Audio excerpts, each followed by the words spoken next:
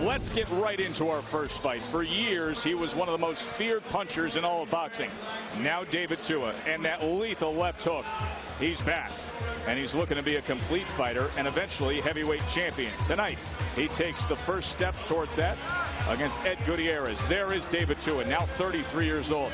His boxing age seems much older, but that's because he came out of the Olympics with a medal and turned pro at 19. Checked in at 245 and a half, has 38 career knockouts. And you know all about his thrilling battles with Rahman and Abiyabuchi. Those were the glory days. Here are the last 5 fights. It includes a 2-year layoff due to court battles. And since the rematch draw with Rahman, he had 2 wins last October, and he got by Sisi Salif by split decision. He is reunited with trainer Roger Bloodworth. They're working on being more than just a left hook slugger, a well-rested Tua man. He's excited to be back. Well, David Tua is back into the ring again. You know, I'm back in doing what I love, and that is to fight. So, you know, I've been away for quite some time, but it served me a lot of good, only because the body hadn't taken the beating for over 2.5 years. So it's time to get the show back on the road again. Tonight the target's Ed Gutierrez. Ed is 40 years old. Got a late start, turned pro at 35. Took part in the Chicago Golden Gloves at age 23. He's 15-2-1, 6 knockouts as a pro. And he's taken a major step up. He's off 2 full-distance losses to prospect J.D. Chapman. Prior to that, he won 7 straight. The scheduled 10-round fight. Mike Ortega is the referee. Go. Gentlemen, we went over the rules. Give me a good, clean fight. Protect yourself at all times. Obey my commands at all times. Good luck to Wales. You touch him up. The ring experience, no comparison. Tua has 30 more fights. He's fought Lennox Lewis for the title. He's been in with Rahman, Moore, Ruiz, Bird, Abiyabuchi, and he has an Olympic medal. 33 years old, David Tua. The most dangerous fighter that Gutierrez has fought. One mistake, and you can find yourself, in this case, Gutierrez can find himself waking up in the locker room, and it would probably be from a left hook. That is the forte, that is the trademark of Tua. First round knockouts, Tua 15 of them with that lethal left hook. He says he wants to be a more complete fighter now. The old style was just to set up that big hook. Now looking to work on the basics, do the little things that make you a good boxer. Gutierrez must box, must use the ring, must keep Tua turning as he's trying to do now, so Tua cannot be set on those massive legs to throw that massive left hook. He is a very, very thick heavyweight. So many times in David Tua's career, we've talked about the height difference when he fights some of the heavyweights. Not the case tonight. Both men the same height, just a little bit over 5'9". Of course, that was the big point, the key point to Tua's fight against Lennox Lewis. He could not get inside at range to land that left hook as Lewis just picked him apart with the jab. If you're going to use your legs with a big puncher like Tua, you better know which way to go. So far, Gutierrez knows which way to go. That's the wrong way. To his left is the right way, away from that left hook. He does not want to move to his right into that power. Gutierrez much smaller, turned pro, 194 pounds, first 10 fights, all in the 190s. Last fight, 222. Smaller, with not only a bigger, but much stronger heavyweight, Joe. Sometimes you can be a small heavyweight, but your opponent can't exploit that because he's not a big heavyweight. Also, he's not strong, or he doesn't have that big power. Tua is strong and has power. The size difference looms large tonight.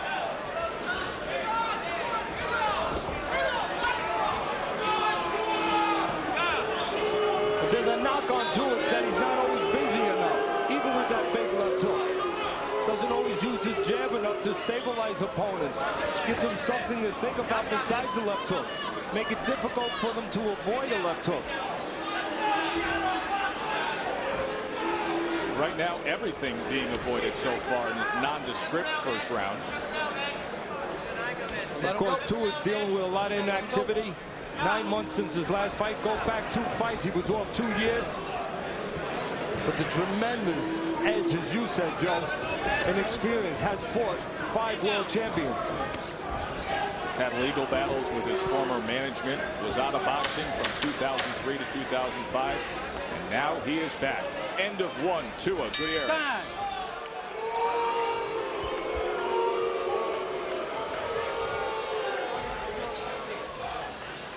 What a crowd on hand tonight. They are watching the former world heavyweight title challenger David Tua mount his comeback in a very open heavyweight division, a division that he says, I don't want to get sidetracked. I don't want to be thinking about fighting for the title again. I want to take baby steps and work on what I've been working on with trainer Roger Bloodworth. Of course, Gutierrez's only 2 losses came in his last 2 fights. Both to the same man. That was against J.D. Chapman. And they represented his first step up from having fought, quite honestly, a resume of very soft opposition. J.D. Chapman, a decent-looking prospect who's been on a few of our Oklahoma shows, had a win last week off TV on the Alan Green Tony Bonsante undercard. Chapman 23-0, as you said, a prospect. Ed Gutierrez, originally from Chicago, where he worked out at the Windy City Gym with trainer Sam Colonna. He then moved to Oakland, California. When Sam was informed of this fight against David Tua, his one comment was, I don't like that fight for Ed at all. Now he opens up with that left hook, and the first time he does, Tua scores a knockdown. And the problem there was Gutierrez stayed in front too long. He was starting to feel comfortable because Tua hadn't been doing anything. You can never feel comfortable. You must not allow yourself to feel comfortable when you know you have a dynamite puncher in front of you and only one punch can remove you from the night. You can see how Tua was making him feel comfortable, not doing anything, giving Gutierrez a false sense of security, letting him think they were safe to stand in front. Never safe to stand in front of a guy you should not stand in front of. A guy who has power, especially in that left hook. You can see Tua right there, Joe, how he just paused with the jab. He's getting away with it now with this level of fighter. Might not get away with it later on with guys who will snap the jab and make him pay a price for that. But right now you can just see Tua is inviting Gutierrez in front of him, throwing soft punches, letting them think that it's okay to stay there. As he found out with that left hand, it isn't. Coming to the last 30 seconds of this second round. Snaps out the jab there. Like a lion looking for a gazelle. The lion wants to get that gazelle out into the open, to a place where he can't hide, to a place where he can go and get his claws on him. A place where Tua is looking to put his mitts on Gutierrez once again.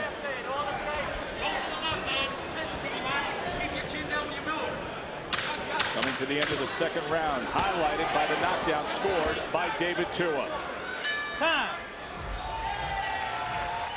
Well, what happened was, as we were talking, Tua allowed Gutierrez to feel comfortable. Gutierrez started getting a little false confidence, started opening up a little bit.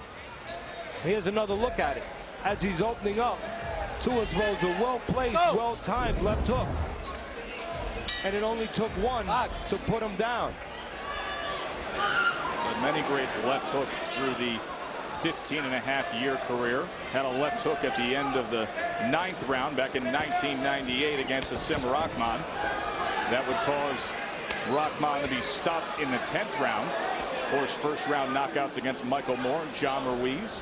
And now David Tua, after 2 years away from court battles, and then a 9-month layoff recently, trying to make a run back up that heavyweight ladder. The task in front of Gutierrez, yes, he has to find a way to score, but mostly he has to find a way to stay away from that left hook. And that means not staying in front of the power punch in Tua. 14-3 edge in that second round, according to Punch Track. 30% landed.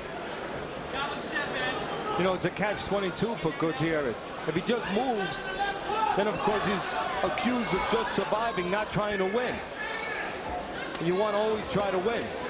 But he has to find a way to win without doing this, without standing in front. Move, use his legs, and pick spots on the side. Pick spots on the move. Not right in front of the bigger, stronger man, as he's doing right now. I have a funny feeling, I could be wrong, but I think Tua is taking his time right now. He's been away for 9 months. 2 fights before that, he was off for 2 years. I think right now, he's allowing himself to get some work in.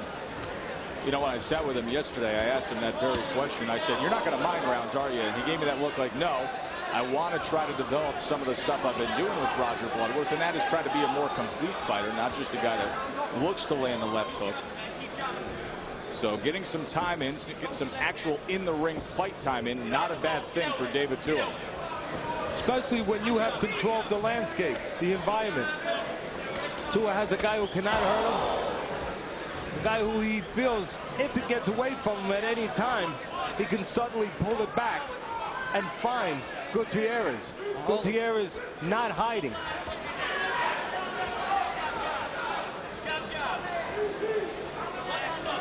Again, at least in my humble estimation, Gutierrez going around or about it the wrong way, standing in front of Tua, who can eliminate him with one punch at any possible time. I believe Gutierrez should be using his legs, staying away from these kind of shots, keeping Tua turning instead of set to punch. Covered up, Tua came round it with a right hand. Tua wants to work on his moving, more head movement, controlling the ring more. There's a right hand that gets around that guard one more time.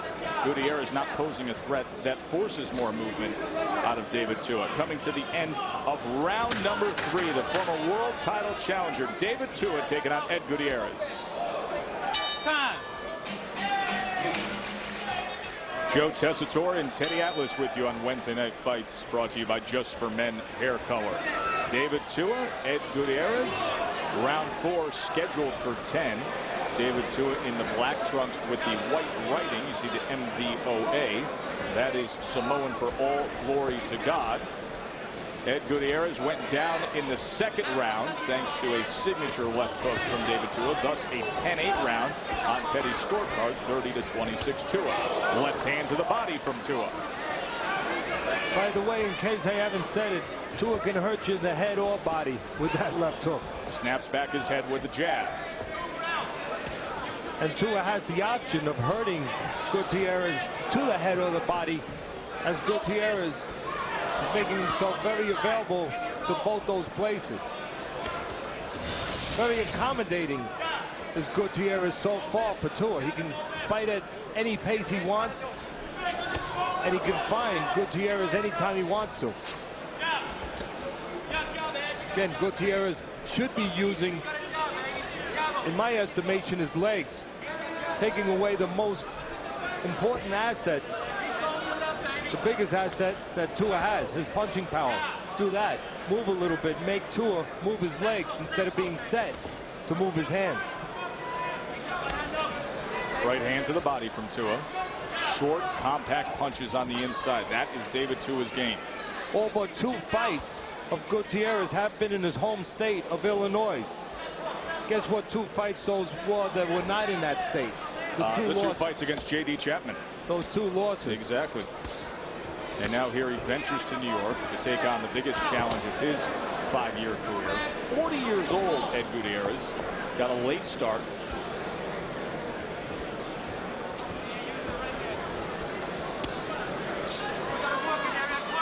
Uppercut on the inside from Tua. Right now on the inside, it's not a matter of what Tua can do. It really is a matter of what he wants to do. Right now he's at the buffet table, and it's up to him how many times he wants to go there, how many servings he asks for.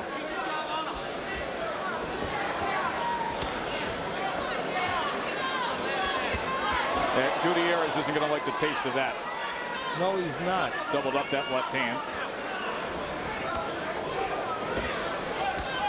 Tua letting the hands go a little more here in the final minute of this 4th round. Look at that double left hook, and the one to the body sends down Gutierrez. 4, 5, And a soft body of Gutierrez. And This fight's over. It is over. He started to open up at the end of that fourth round. He had doubled up the left hand about 30 seconds previous to that.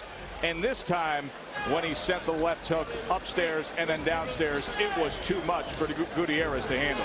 The buzz to the head from the left hooks, if it doesn't completely short circuit you, it goes away momentarily.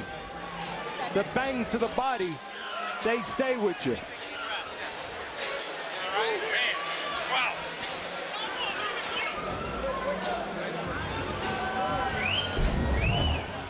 Here's the finishing touches. All you have to do is see the geography, where Gutierrez is putting himself. We said that from the beginning, in front of Tua.